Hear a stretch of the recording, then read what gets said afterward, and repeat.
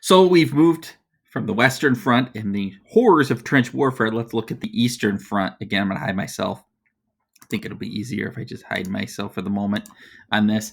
Russia is obviously, you remember the two front situation with Russia, and they are the heart of the Eastern Front fighting. So Russia forces had launched an attack on both Austria and Germany at the beginning of the war. By the end of August of that year, Germany counterattacked and crushed the invading army. So Russia suffers massive losses. They did a little better against the Austrians. They defeated the Austrians twice in September 14, but not until December did the Austrians manage to turn the tide, defeat the Russians, and eventually push them out of Austria-Hungary. So why did Russia suffer such huge losses? Well, by 1916, Russia's war effort was near collapse. They had yet to become industrialized. So as a result, the Russian armies were continuously short on food, guns, ammunition, clothes, boots, blankets, all of the materials that you need to run a war. So Allied supplied shipments to Russia were sharply limited by German control here in the Baltic Sea, where my arrow is pointing. So this also is a problem in the Baltic Sea. So the Russian army had only one asset, its numbers, and throughout the war they suffered huge losses. And the battered Russian army managed to have hundreds of thousands of German troops in the east, though, for more than 3 years. So Germany could take its full army could not take its full army against the West for a while. So the Eastern Front was while Russia was suffering huge losses and was losing, they did distract from the Schlieffen Plan over here in the trench warfare. So they did play a role, and also the other factor is by 1917 the Russian Revolution, which we'll get into on a separate note. Remember that, and those of you that have had U.S. and understand that it's a total war, and the term total war, all people and resources devoted to the war effort. Britain imposes universal military conscription, or the draft. At home, the governments raise taxes, borrow huge amounts of money to pay for the costs of the war, rationing food and other products from boots to gasoline. Setting prices, forbidding strikes. These are other controls that they make. Propaganda. Total war means controlling public opinion.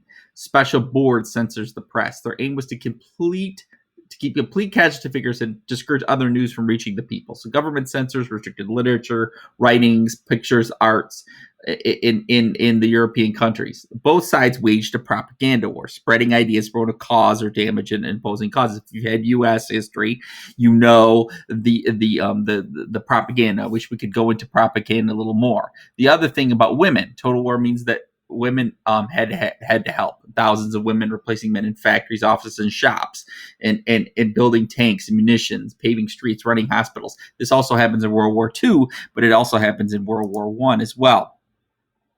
So again, the women working in factories and fighting the factories for the men in battle. Well, again, that they would normally be taking, and you see some propaganda that promotes that. I'll run that through again. Women, munition workers, enroll at once. On her, their lives depend, and so on.